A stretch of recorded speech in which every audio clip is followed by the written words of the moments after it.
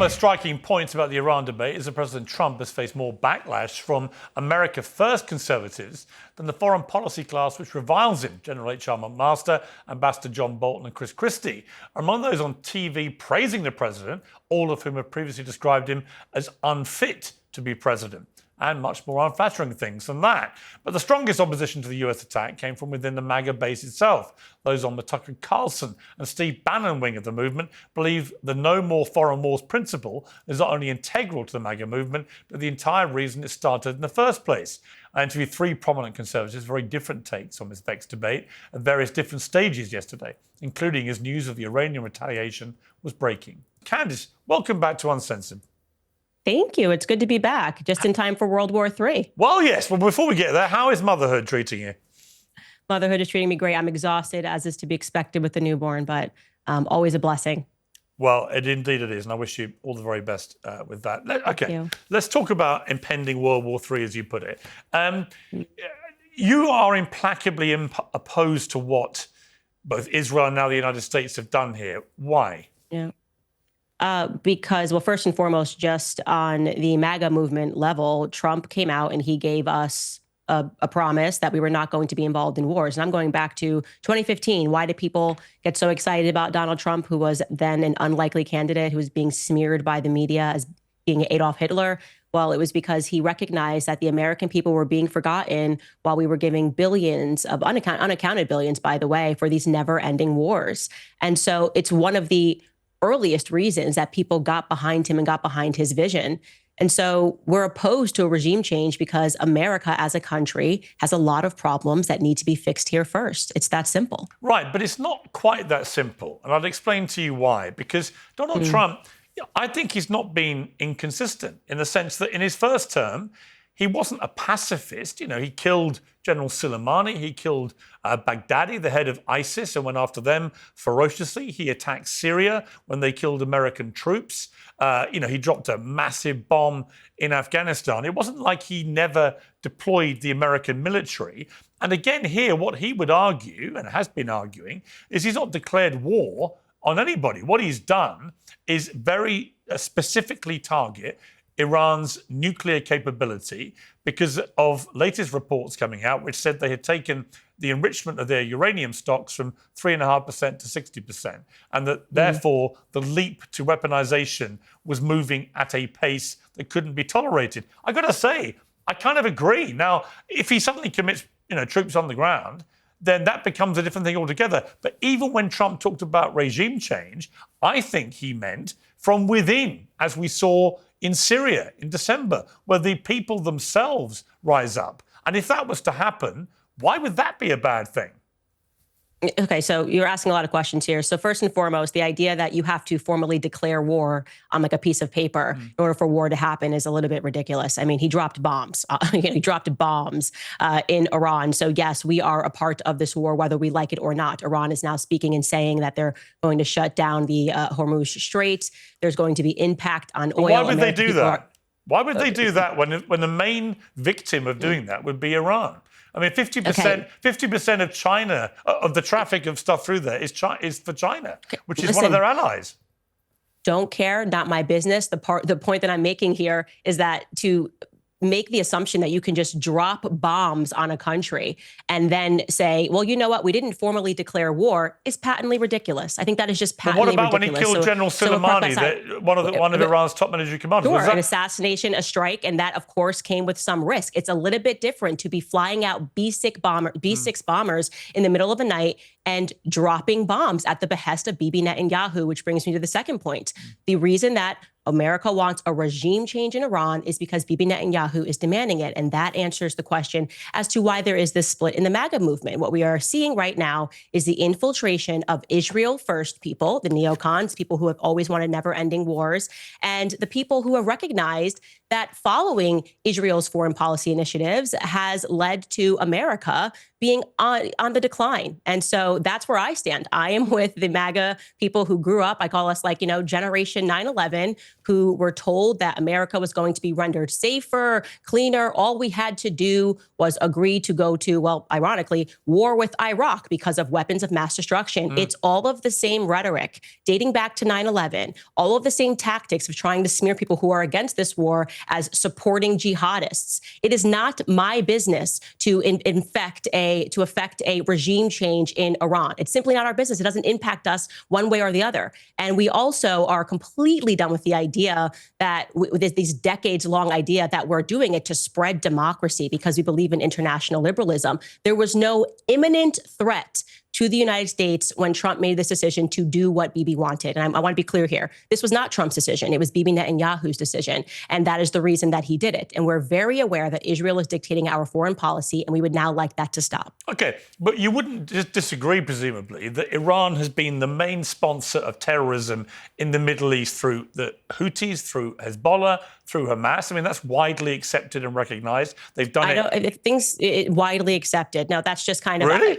You don't think they have? Has been a terrorist state. Okay, Israel right now is imparting a genocide and a Holocaust on the Gazan people. So I'm really over this idea like somehow Israel has the moral high ground and we have to get behind them. I didn't say because that. We've got to go after the bad guys. I wasn't saying that. But we have. Oh, hang on. Look, we can come to Gaza where I think we'll reach agreement about what Israel's government's been doing there in the last few months. Without but it's any relevant. question. If you're going to call Iranians terrorists, if they right now had an open concentration camp where they were mass killing their own people, we would all be saying this is ridiculous. So it's rich to me that people are concerned about Iran having nukes. But I'm concerned about Israel, who won't even admit that they have nukes, having nukes, while at the same time they are executing a genocide and a Holocaust in Gaza that the world is watching. So who's the bigger terrorist is the question today. I would say as an American that if we're going to get behind a regime change, it should be in Israel first. So that would be my position. I think the position of a lot of people who are waking up to the fact that Zionism has brought us nothing but grief in America. Can you name one positive thing that Zionists have contributed to America? That us fighting these perpetual wars on behalf of Zionism has contributed to America? But can you also recognize that Israel, placed where it is as a tiny thumbprint in the middle of a region where you have massive countries full of a lot of people that want to wish them harm, and in the case of the terror groups like Hamas, Hezbollah, the Houthis, actually want to get rid of Israel and all Israelis altogether, can you accept that if you have a huge nation like Iran with 90 million people, and they are facilitating these terror groups to that purpose, that Iran has to defend itself? Now, I would not disagree with you about what has been going on in Gaza in the last few months. I've been very vocal in my criticism of that. Nor do I disagree, by the way, that it wouldn't help Israel if they did have regime change and Netanyahu wasn't prime minister anymore. So on those points, I think we have agreement. But I come back to the fact that the reason Trump has done this, I think, is that he has for a long time said Iran cannot have a nuclear bomb. I think he's absolutely right to believe that would be a pretty terrifying escalation of the power of a country that's been so wedded to terrorism in the region. And I think he took the action for that reason. So I don't really agree that he's only doing it because Bibi Netanyahu wants him to go along and do it. I think he's doing it because he believes it's in America's strategic interest that Iran does not have a nuclear weapon. Enough about 9 to 5. What about the most important bit, the 5 to 9? It should be the most comfortable part of your day, and today's sponsor can help. Cozy Earth's bamboo sheets are temperature regulating and designed to wick away both heat and moisture so you can sleep several degrees cooler. They're soft, breathable, and guaranteed to give you a more comfortable night's sleep. They also have high-quality breathable clothes for all-day luxury. You can try it all risk-free with Cozy Earth's 100-night sleep trial and a 10-year warranty. If you don't love their products, you can return them hassle-free, but trust me, you won't want to. Luxury shouldn't be out of reach. Go to CozyEarth.com and use code PIERS, P-I-E-R-S, for up to 40% off. Cozy Earth's best-selling, temperature-regulating sheets, clothes, and more. You will feel the difference on the very first night. That's CozyEarth.com, promo code PIERS. Stay cool. No Yeah, one it is. can. It is not in America's strategic interest. There was no imminent threat. He could have taken this to Congress, and he could have allowed the people's representatives to vote on whether or not But nobody does it was that. in the American But people. hang on, hang on. No president in living memory has, with almost zero exceptions, has bothered to get congressional pre-approval for military strikes. We know that. You know that. Yeah, we know that. And that's not okay. By the way, that's not okay. Obama That's did not more an argument. strikes than anybody, right? Yes. I mean, Obama never asked anybody for any I'm not an permission. Obama supporter. Yeah, that doesn't make it okay. By the way, like that argument, just so we're clear, saying, well, we've been doing it wrong forever, so we should just keep doing it wrong is not an argument that's right. I don't disagree with you about that. Okay, so I disagree with Obama doing it. I disagree with Trump doing it. Enough. And especially when what we're talking about is what could rise to be a nuclear war, right? We should have done things the right way. And he had indicated that he was going to wait 2 weeks, and then he didn't wait 2 weeks because Bibi Netanyahu, at least according to the Israeli press, if you believe it, said, we're not waiting 2 weeks. We want this done immediately. But I will say you are correct. He's not just doing this because Bibi Netanyahu demands it. He's also doing it because Miriam Adelson demands it. He took $100 million from Miriam Adelson. It was very clear what she wanted. She was clear that she wanted to annex the West Bank. So there was an imperialist plan that was put into place. And unfortunately, when you do a deal with the devil, you're going to have to eventually deliver the pound of flesh. And that is what Trump is doing, in my opinion. And more evidence of that is the fact when he tweeted that there could be a Trump hotel in Gaza. I mean, that was truly, in my opinion, the most inhumane thing he's ever tweeted. Well, I think it was pretty clear what he was. I think what he was doing there was pretty clear. He's saying he wants a better life for Palestinian people, a life where they have beaches, well, when you and they pair have that hotels, with Jared and they have golf Kushner courses. and Jared Kushner's private equity firm and their ties to what's happening in Israel, and Jared Kushner being on camera shortly after October 7th saying, wow, that property could be worth a lot of money, it makes me a little bit uncomfortable. It makes Americans a little bit uncomfortable. Now, you've asked me to come onto your show to explain to you how the now very fractured MAGA movement is feeling, and I'm telling you that, right? No, it's really. I find, honestly, I do also. I find the split in the conservative movement in America genuinely fascinating because it really is a genuine schism now.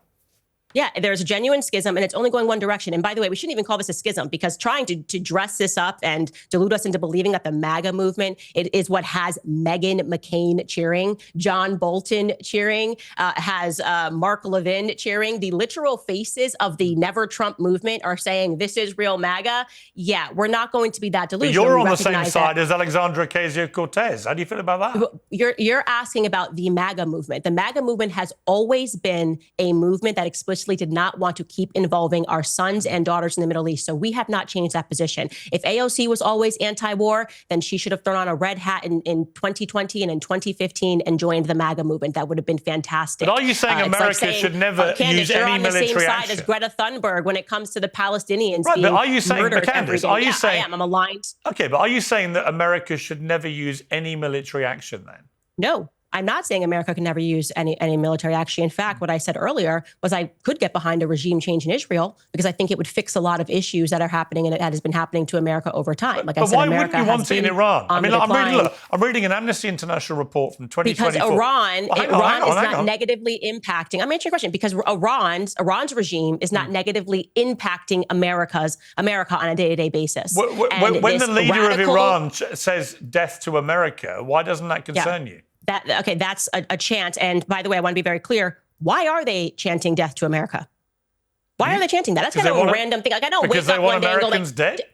But why do they want? Why are they specifically chanting as opposed to saying, I don't know, death to China or death to Russia? What is it specifically about America? Well, they say death to America, death to Israel, death to the United Kingdom, actually. Oh, okay. Death to pretty much anyone that wants to stand up to them. Could have had something to do with our actions in the Middle East is why I'm saying that we need a change in foreign policy. It maybe has something to do with just like killing 1 million Iraqi civilians, okay, because Bibi Netanyahu got on a congressional stage and said there are weapons of mass destruction, and we took that to the bank, and there actually were no weapons of mass destruction, so we just killed 1 million. It could have something, I could be crazy, it could have something to do with our actions in the Middle East. The fact that we have 2,000 troops stationed in Syria right now under the guise of saying that we're fighting ISIS, while at the same time we know that Bibi Netanyahu funded the al-Qaeda adjacent front because he wanted to overthrow Syria, and they again expand their borders, immediately take on territory and sell us absolute nonsense. We're talking about funding Hamas. Bibi Netanyahu funded Hamas. There is footage of Bibi Netanyahu saying this stuff on camera. So it's just so ridiculous to me to pretend that they're in some predicament, that they may be eradicated soon, which is why they have to keep funding all of these terrorist groups and then pretending that they're victims of terror, when in fact they are the people that are imparting it worldwide. I just think that, like I said, Generation 9/11 has grown up, and I think that our eyes are very clear here, and we recognize that our relationship with Israel has become increasingly problematic, and it always was problematic. So I'll again ask the questions, Piers. I'm asking you because we're having a conversation. Yeah. Name something positive that our Zionist AIPAC foreign policy has brought to America. Well, I think the positive side of, if you want an answer about that, is that America has been Israel's steadfast ally because it recognizes as a country that Israel has been under an almost unique, multifaceted threat on its border for a very long time from people that want to destroy it.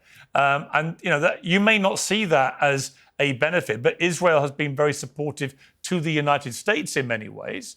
Right. So why shouldn't America? I just want something concrete that has been benefit. Like, we got better in America in this way. Just name something. Gas prices, just something that the average American can relate to. Well, you're not going to have a correlation between Zionism and gas prices in America. Of course, you're not. No, I'm just giving you obviously an example. To just tell me one thing that tangible benefits. Because what your argument here is like, well, you get a pat on the back and you can say that you helped this country, which was formed in 1948 by pretending to be refugees, if you will, and being invited into the homes of Palestinians, the horrific story of what happened. Well, they weren't pretending to be refugees. They were people fleeing a Holocaust. Let's be clear. Let me finish my statement. What do you mean pretending to be refugees? Let me finish my statement. When I say pretending to be refugees and being invited into the home, you would think that these people were helpless and were going to be grateful to the people that hosted them. People like Mohammed Hadid, Bella Hadid and Gigi Hadid's father, who was an infant at this time in his mother's arms. She had just given birth. They had invited these refugees because of the goodness of their heart. And then one day they return home and their doors are locked and they are told that if you try to enter, you are going to be shot and killed. That is the reality of how Israel was established as a state. Okay, that is not a stain that you can wipe from history. Most Americans growing up actually believe what happened was that, okay, it was a little messy. That's what happens after wars. Borders get changed. But at the very least, they were given money. I mean, you've lived here for hundreds of years. Here's money for your property. No, that's not what happened. They were forced out of their homes at gunpoint. Listen, and it's wrong. So we get to be the nation pat on the back. According to you, the thing that America gets. Let me finish. I'm going to let you finish. It's your show. We can.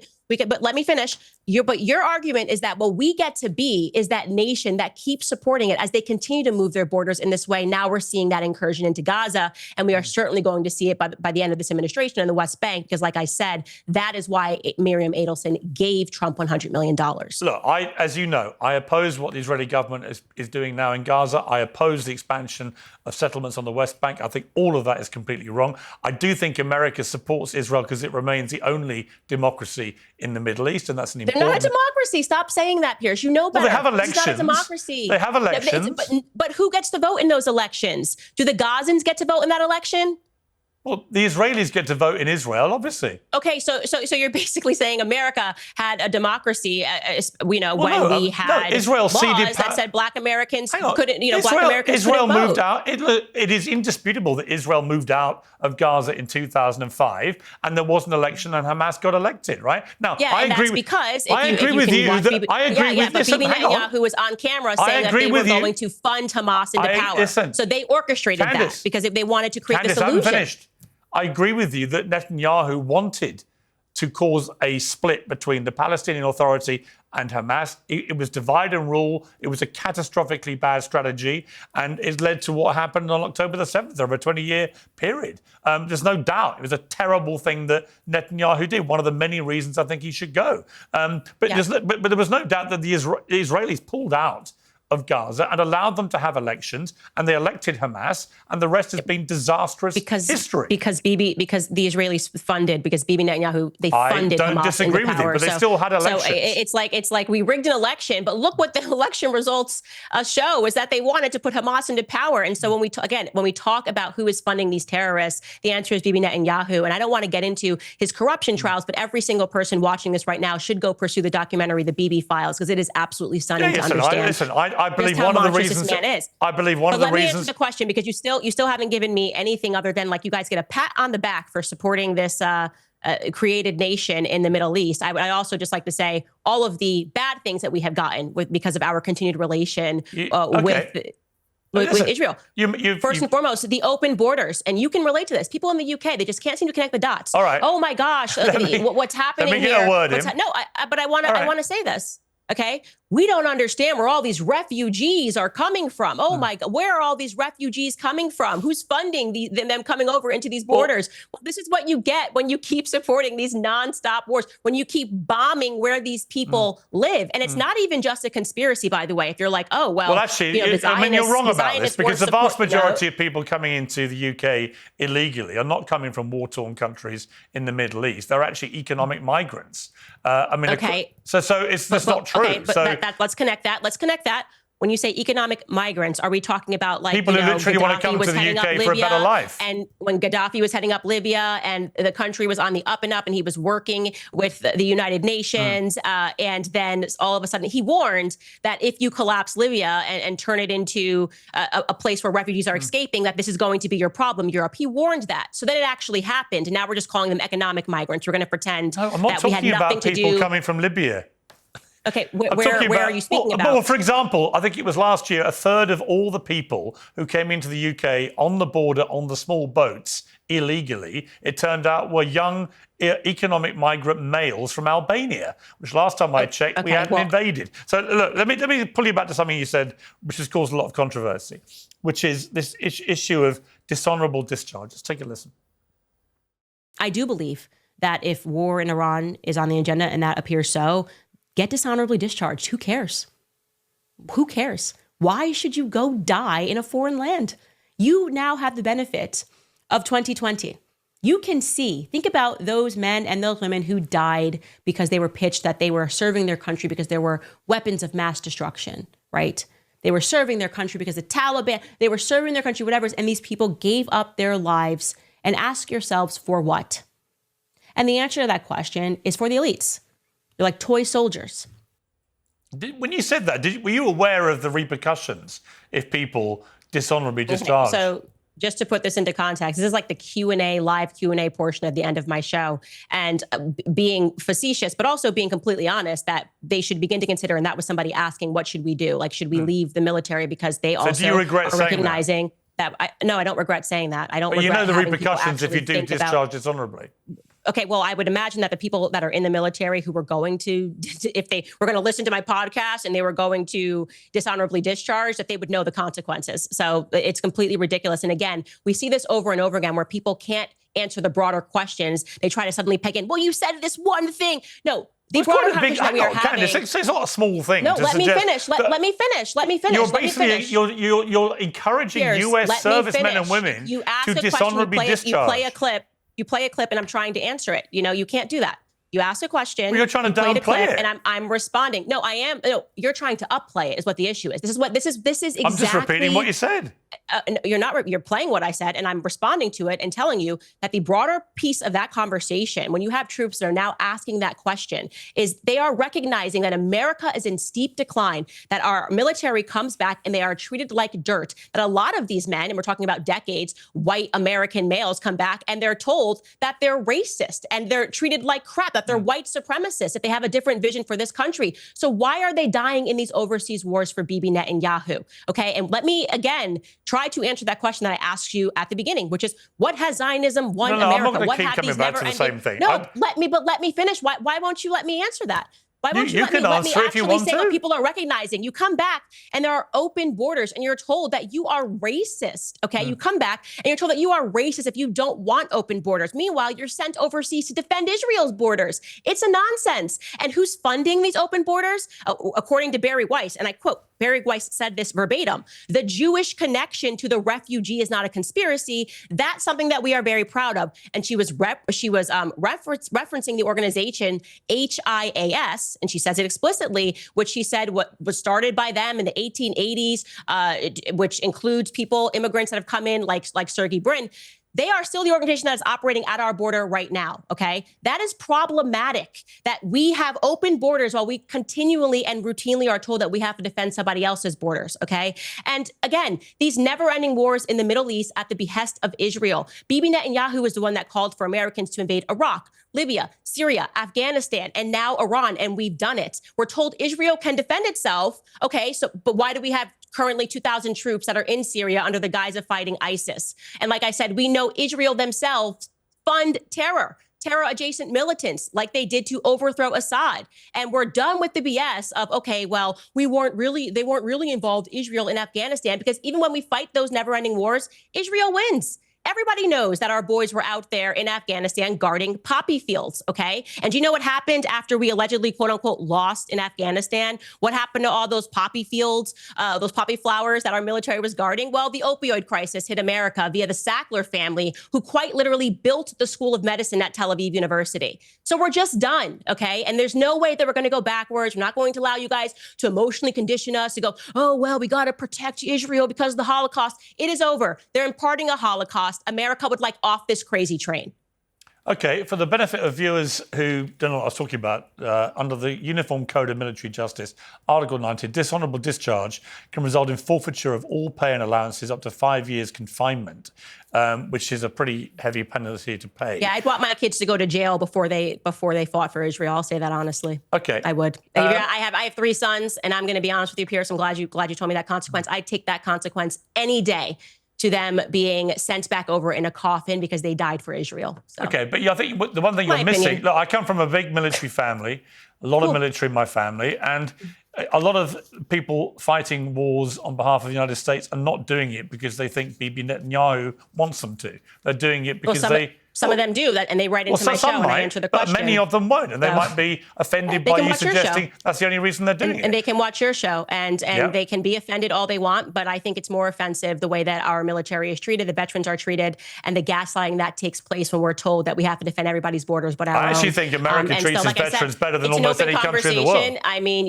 this has always been an open conversation, and I'm just saying that if my boys were being drafted to fight this war in Iran, I would be like, you know what, honey, take the other option. And that's not because it's cowardice. It's because when you sign up for the military. Okay, but I would say that the pilots, you are pledging that you are doing something that is going to better your country. Candace, and like I said, our country has been in steep decline since we have imparted this foreign policy, which is just whatever Israel wants. Okay, but you made that point. But what I would say to you is the only people so far that have been involved from the American military were the extraordinarily courageous and skillful pilots who flew these B-2 bombers and attacked the nuclear sites and got back safely. So there's been no troops on the ground committed at all, no declaration of war by the United States. We can quibble. Listen, I don't disagree with you. You bomb somewhere, you probably are at war with them. But there is no official declaration of war, just as Trump, when he took out Soleimani and Baghdadi and he attacked Syria and so on, he didn't declare war on those places. And actually, it turned out that the apocalyptic warnings of those actions never materialized. So we shall see. I can't let you go without asking. Let me ask you just quickly about the Tucker-Ted Cruz debate. What did you make of that?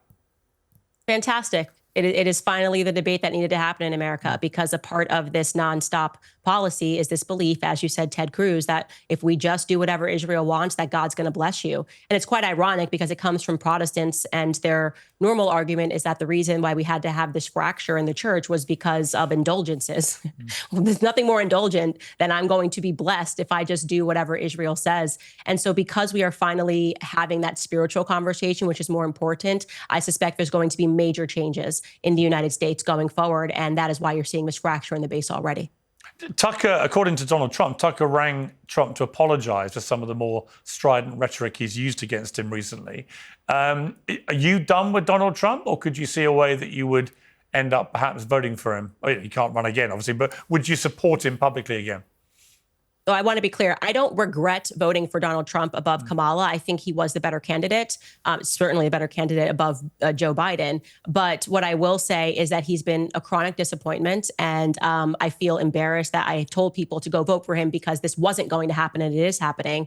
But I just think that the picture of politics in America is going to look very differently because of his actions. So I don't know where we go from here. I really don't. But this is not the candidate that I voted for. If it turns out that his instincts were right, that by doing what he did, it brings Iran to the negotiating table and they do a deal on their nuclear plans, would you admit that you were wrong in that circumstance? Yeah.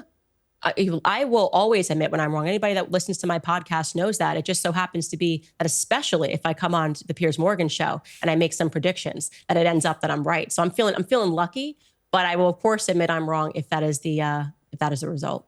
Candice, always good to have your views on Uncensored. You know that. I appreciate you coming on. Thank you.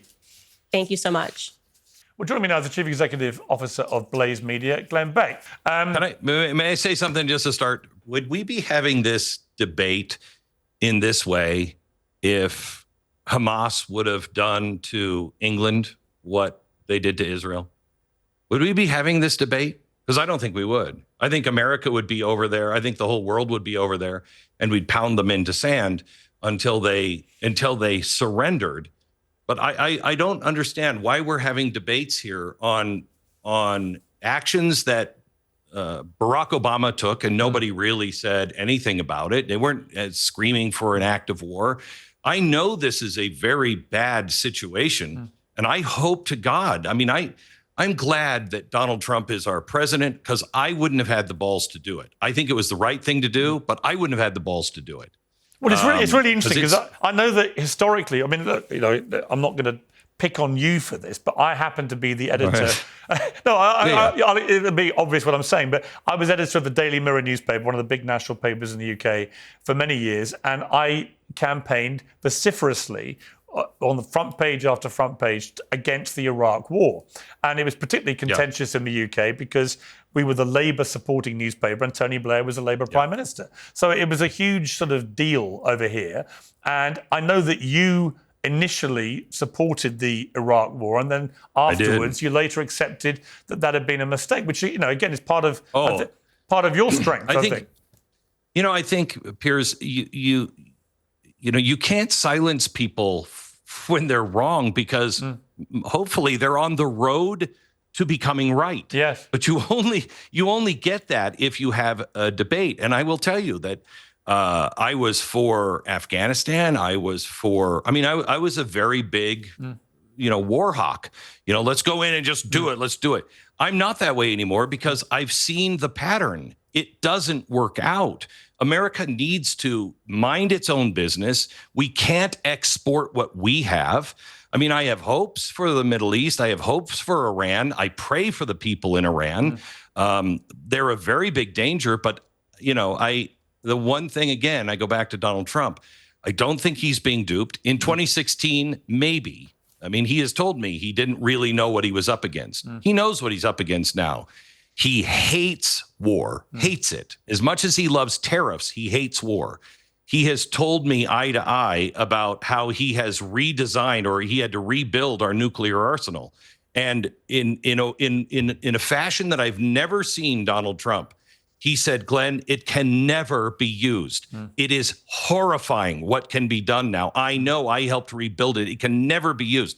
He hates nuclear war. He hates regular war. Yeah. And I think he really believes he did the right thing, and I don't think he's being duped by it. No, and it's interesting because I know that you were hoping he didn't do what he did. Now that he's done it, and obviously it's incredibly early days, and none of us can be sure what is going to happen, and I wouldn't even attempt to guess.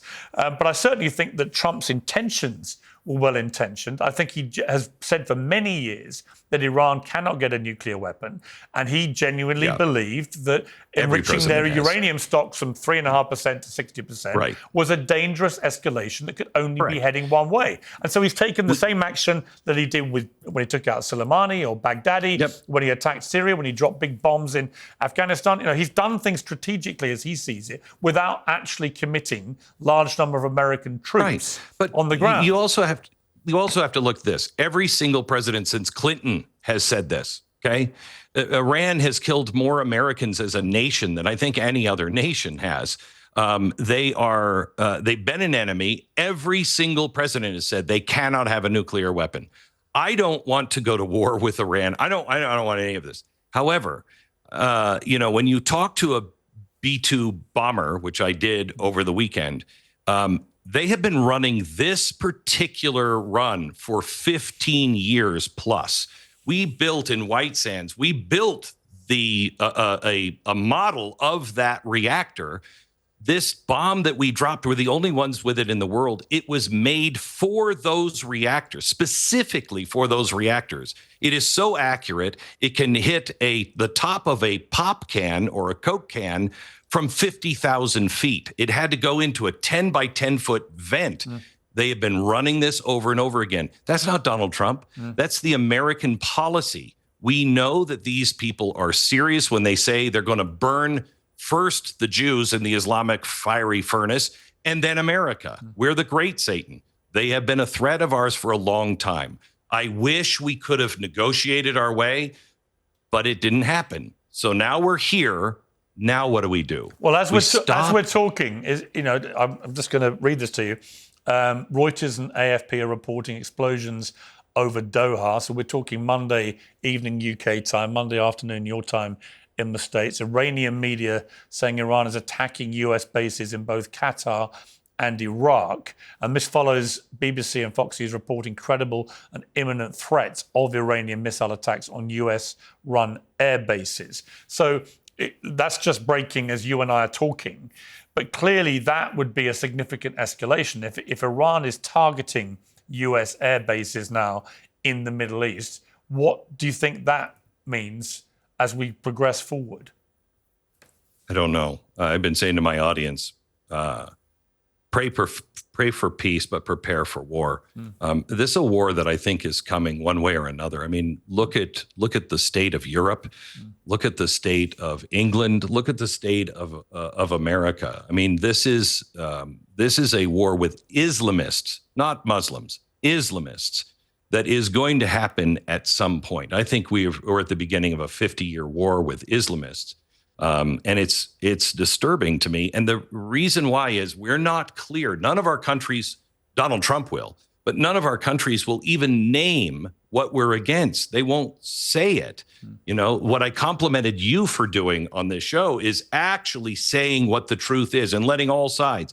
Our governments are silencing, and I think it's because they're afraid.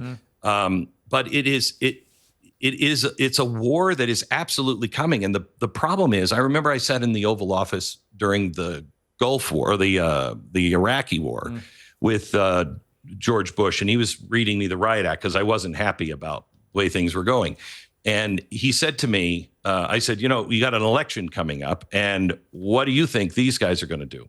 And he said something, and he tried to make me feel better, and this actually made me feel horrible. He said, Glenn, don't worry about it. No matter who wins, when they sit behind this desk, they'll be advised by the same voices and they'll realize they have no other options. I left that office thinking, then why do we elect a president? What is happening? We have to break this cycle. Hopefully, this we're not being lulled into something or pulled into something that is, long planned. Hopefully, we can end this quickly and return to some normalcy in all of our countries. But we have to face the truth. Yeah, I think I completely concur with you. And like I said, whilst I can absolutely understand why Donald Trump did what he did, and while I think there's a compelling argument that Iran was fast accelerating its way to a nuclear weapon, which everybody basically agrees, apart from Iran and its allies, would be a very bad thing for the world. Once you do strike in the way that the United States struck with these bunker buster bombs, you cannot then control the way the narrative plays out. You don't know how the receiving end of that is going to respond. I think that that our side is hoping that they are so weakened that they don't have much fight left in them. I would hope that. However, if I said on Friday or Saturday when it happened that if somebody did that to us and just blew up one of our bases in the United States, here in our continental U.S., we would declare that's a declaration of war. Yeah. And why would we expect them not to feel that way? The only hope is they're so weakened that it can end quickly. Yeah, I don't think you can. I mean, I think this attempt to try and pretend it's not a declaration of war, I don't think that flies. I mean, I posted on X, this is America saying it's at war with Iran, right? I mean, you drop 30,000-pound bombs all over the place on nuclear sites in a foreign country. You are except it's a declaration we've done of that war. before. Except we've done that before in other cases, and nobody's had this reaction. But it's not Iran and Israel. For some reason, that's just totally different for everybody. I mean, what's strange about that whole thing is if you go back into the not too distant past of Iran and Israel, before the revolution in '79, they got on pretty well. It's like a lot of these relationships have been contaminated in the last 40, 50 years. So I'm doing a show Thursday, Piers, that I'm glad you brought this up because I was just talking to my producers about the direction I want to go in. And that is look at Europe today, look at England today, then look at Iran 1977, 1975. Look, nobody was wearing hijabs, nothing like that. And in 1979, it's over, it's lights out. We can't ignore the poison of Islamists in our own society. We all think that it's not going to happen. It can't happen, but it can. All we have to do is make the distinction between Islamist and a Muslim. One is our enemy. The other is a practitioner of a religion. I mean, I would expand that to say it's extremism, right? Extremism of any kind should be condemned by all right-thinking people because extremism is never the right way, just by the very definition. When are we going to do that? By the very definition of the word. You are an extremist. Isn't that in some ways exactly what Donald Trump did? Took a clear line. We've had president after president say, we're not going to let this stand. He does it, and now he's the extremist? I don't know. I think he's standing up for what he believes is coming. Glenn, what's fascinating, watching the conservative right in the last few weeks has been fascinating for the real schism that's been developing now. What do you make of that? There's always been disagreement, but never quite, it seems to me, on such implacable levels as we're seeing right now, where people are really one way or the other. I've never seen anything. I'm friends with Ted Cruz. I'm friends with Tucker Carlson. I like both of them. I know Donald Trump. I don't know Elon Musk, but I like both of them. Stop making me choose. I don't think this is helpful for the Republic. We can disagree on things, but to have these arguments that we're having, I mean, I'm sorry. I've known Candace Owens for a long time. I don't know what happened to Candace. She's off on a different planet now. To deny Mangala and everything else is truly horrifying. But there's a lot of people that I disagree with that I can still have conversations with. I think this is, in many ways, intentional. We're all being driven to these extremes, and it's either you are this or you are that, and there's nothing in between. That's not real life. All life has nuance. There's no way to navigate. There's no way to defend ourselves, our culture, if we all must be 100% this or 100% that. And you know what? And I genuinely believe it's been fueled by social media, because what social media does, it fuels tribalism, where people, Yes. in the end, they become so tribal and their echo chamber keeps reinforcing this one singular worldview that when facts change, they don't want to accept it. If it is negative to their tribe, So- and it reminds me, I read a book about this several years ago where I talked about, if you go back in 2,000 years, you would have genuine tribes, right, in the world. And they would be on their own and they would dress a certain way and they would cut their hair a certain way. They would eat certain food. They would drink certain drinks. They would have a language which they understood. And they would stay pretty much in their own area amongst themselves. So they only ever knew one way. And then slowly but surely, these tribes edged out and began to travel more and they encountered other tribes. And these other tribes looked a bit different. They sounded a bit different.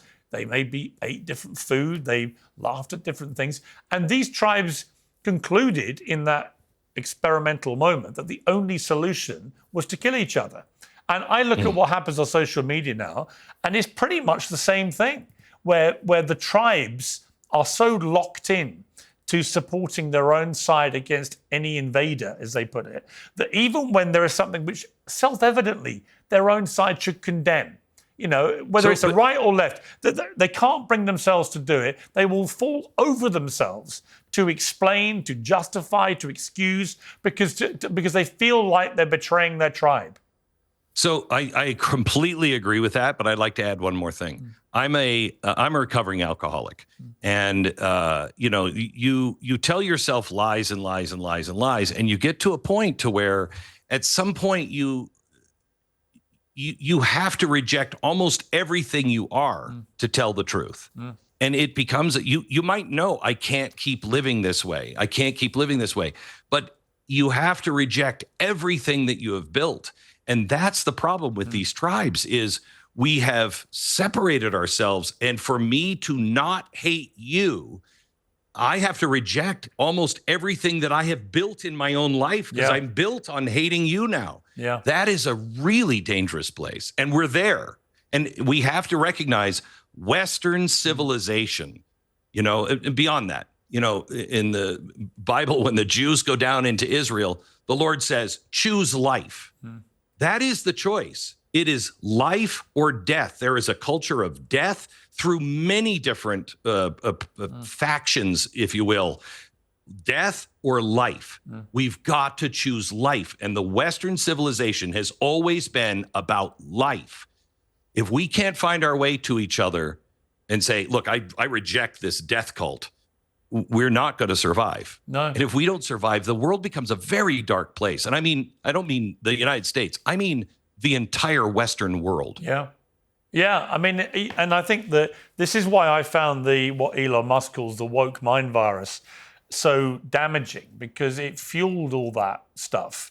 And often on a kind of preposterous denial of even basic biology and science. And when people started trying to defend the fact that biological men were in women's sport, I was like, we've lost our minds here. What is going on? And isn't it amazing? The guy who was the biggest on the left, he was a hero for what he did for the environment and electric cars and everything else. The minute he disagrees with them politically, they trash he's him. dead to them. Yeah, they try to destroy his business. They burn his cars. They'd like to kill him. I mean, that should tell you something. You're on the wrong side when that is your reaction.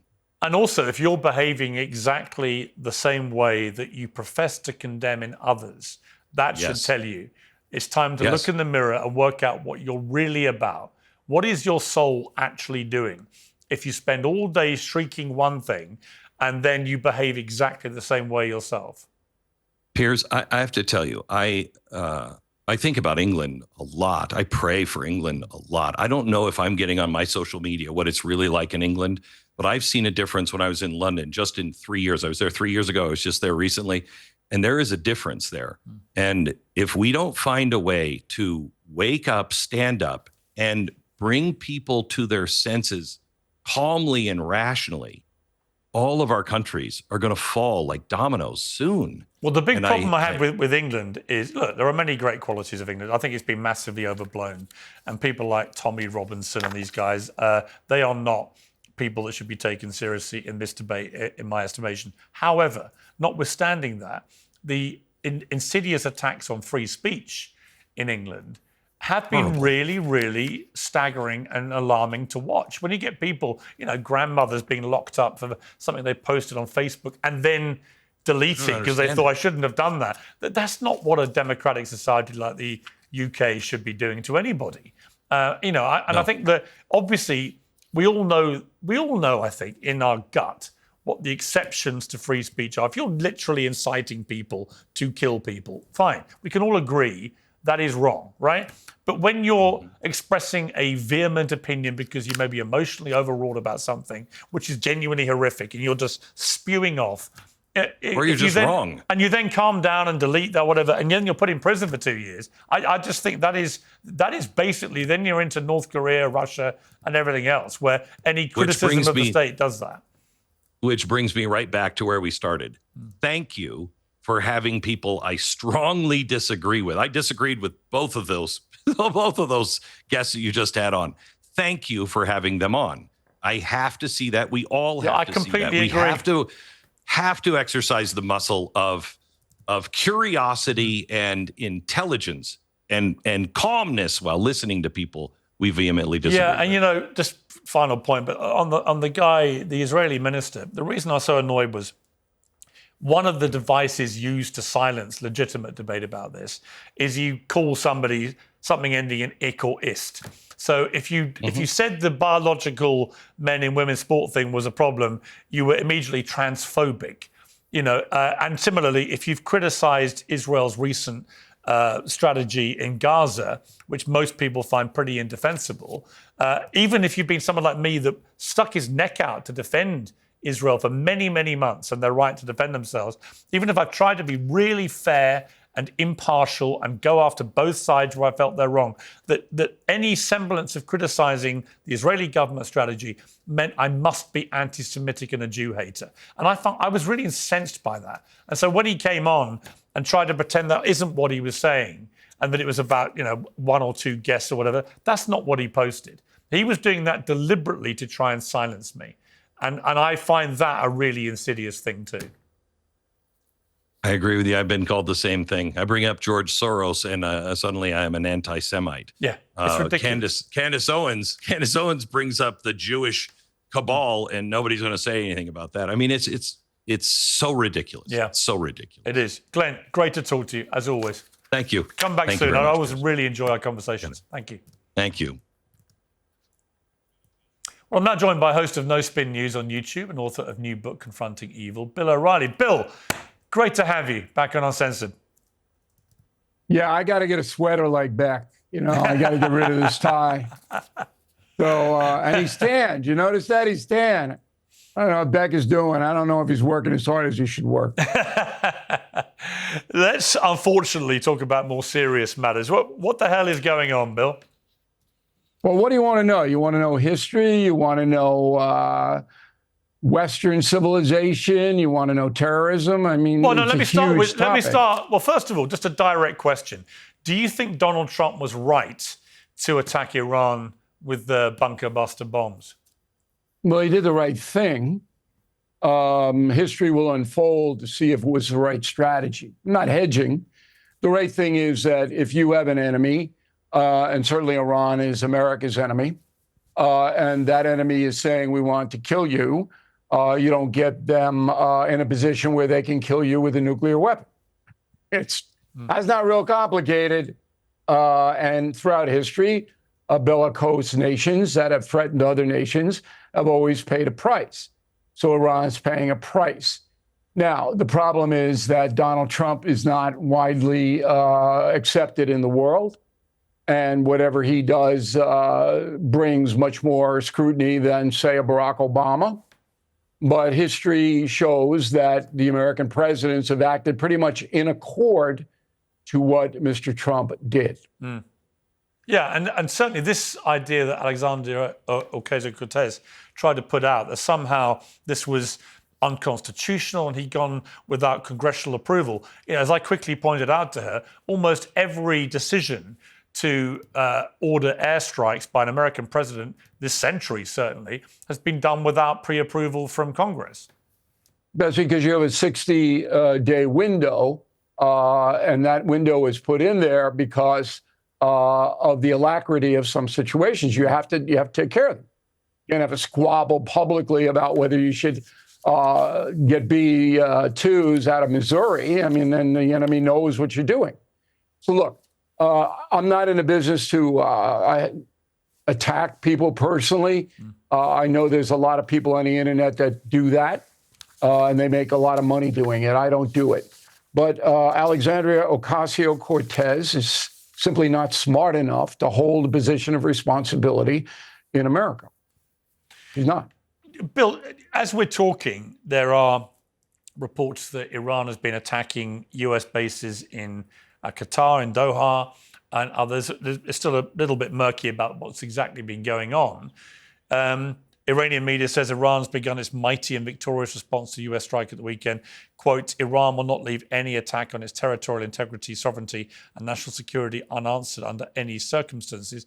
Qatar is saying, as we're talking, which is Monday night, no casualties from attack on US airbase, but it reserves the right to respond directly and in accordance with international law. There certainly have been widespread reports of explosions over Doha. So something is clearly going on here in terms of retaliation. How concerned are you about the potential for this to escalate into a much wider war? I'm always concerned about that. Everybody should be. But what's a choice? So the mullahs have to save face. They're tottering now. If the army turns against them, they'll be overthrown. Persian people don't want them there, generally speaking. The economy's a mess. They're killers. Why would you want them to lead your nation? The only reason that they have power is because Iran's a police state. They'll pick you up and they'll put you in a camp, or they'll kill you if you dissent against the government. So they have a low-level capacity to fire some missiles at U.S. air bases. The Pentagon was certainly aware that probably would happen. And it's up to Donald Trump to respond. I hope he uses restraint. We could take them out, we being the United States, in what, 5 hours? All you got to do is knock out their ports and the people will starve to death. And Trump has not done that. Could have, didn't. And he's restrained Netanyahu in Israel. Trump, and I know that to be true. I have unique access to the Trump administration, as you may know. Trump has been a restraining voice on Netanyahu. So there are a lot of things in play. You got to figure that the mullahs are about as desperate as any human being could get at this point. They could go at any time, and they're trying to save face with some kind of reaction. That's not going to matter much.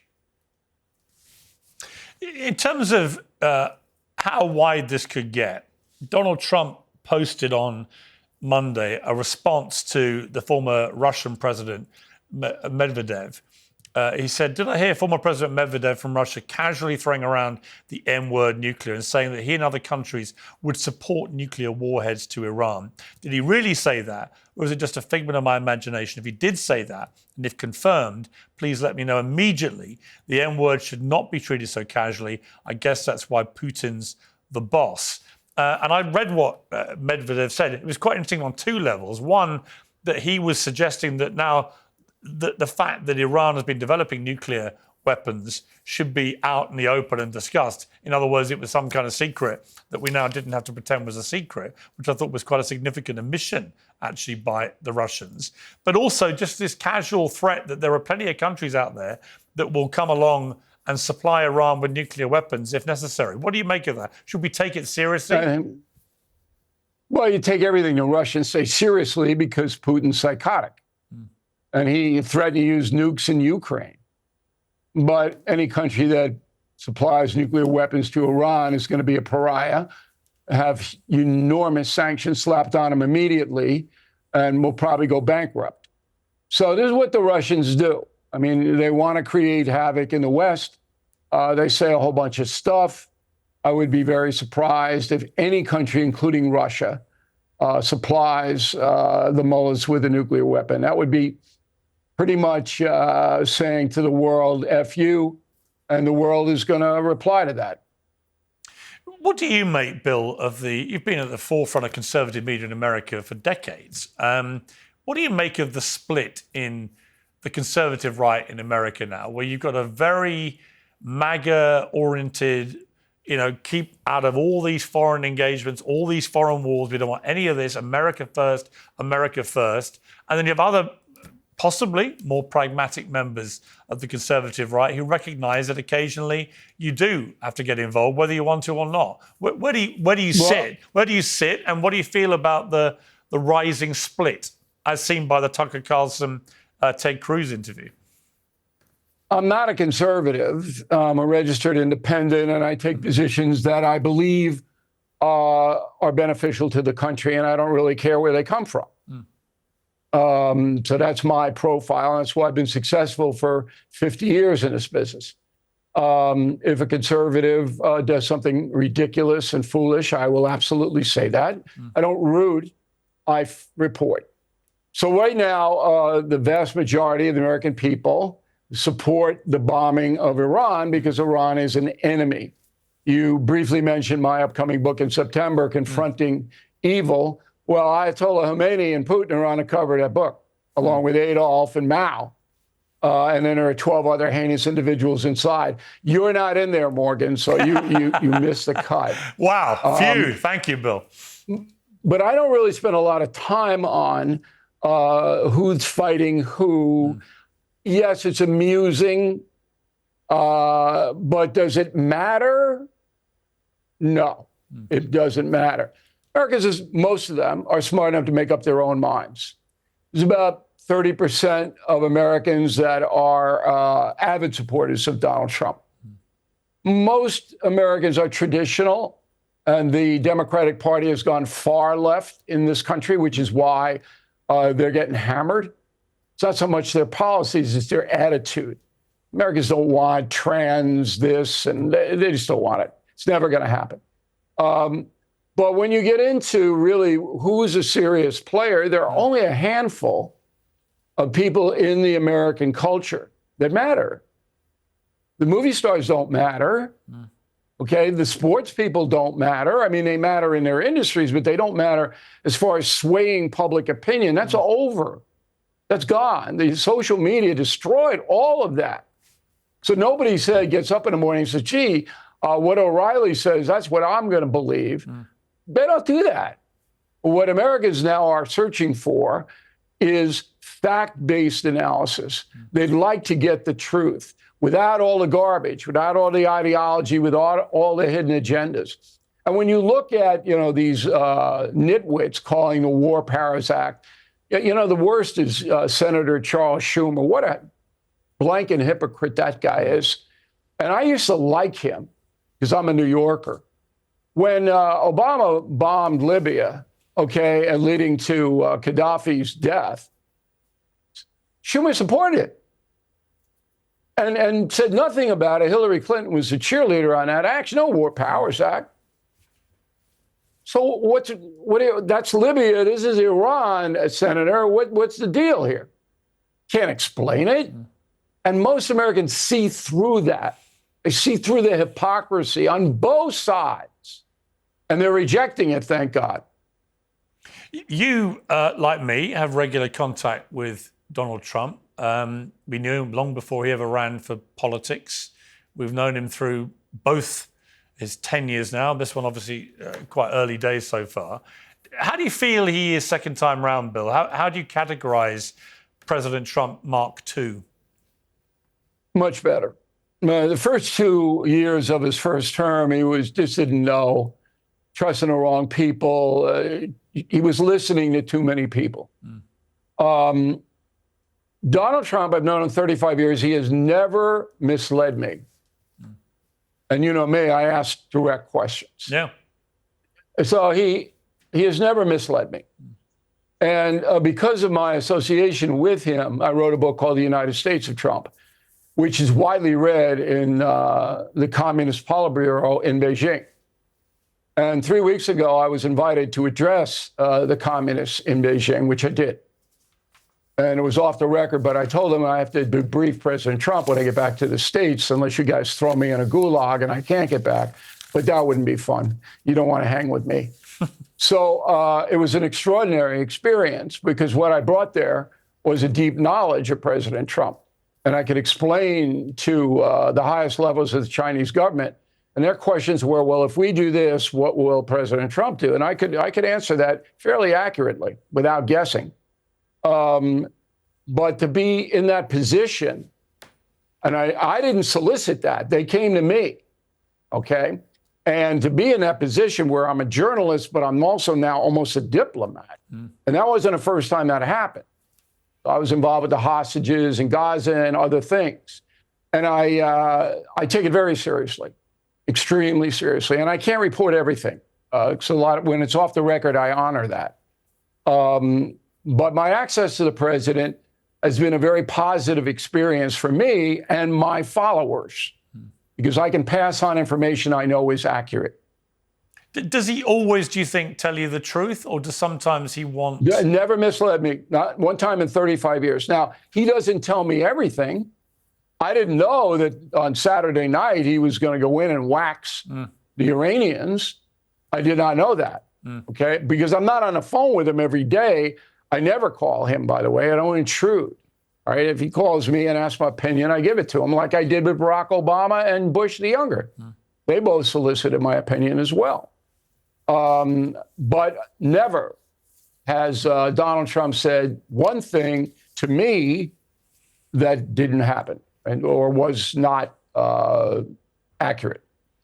How do you think he would like to be remembered by the end of this second term as a president? As one of the greatest presidents. He's all over me for Confronting the Presidents, the book I have out now. He's all over me on that book. He goes, where am I, where am I, where am I in the rankings of the presidents? And I said, yeah, it's undetermined. You got 3.5 years. You could screw up beyond belief. You could be down there with Andrew Johnson or his cousin Lyndon Johnson, both disastrous presidents. Or if the tariff thing works, you could rework the economy so that the American people wages rise and you can, impose peace upon the world, then you're going to be in the top 10. So that thing is, but he wants to be on Mount Rushmore. There's no more room, but he'll buy his own mount. Put his face up there. He will. Bill O'Reilly, always great to have you on Uncensored. Thank you very much. Thanks for having me, Piers. Piers Morgan Uncensored is proudly independent. The only boss around here is me. If you enjoy our show, we ask for only one simple thing. Hit subscribe on YouTube and follow Piers Morgan Uncensored on Spotify and Apple Podcasts. And in return, we will continue our mission to inform, irritate, and entertain. And we'll do it all for free. Independent, uncensored media has never been more critical, and we couldn't do it without you.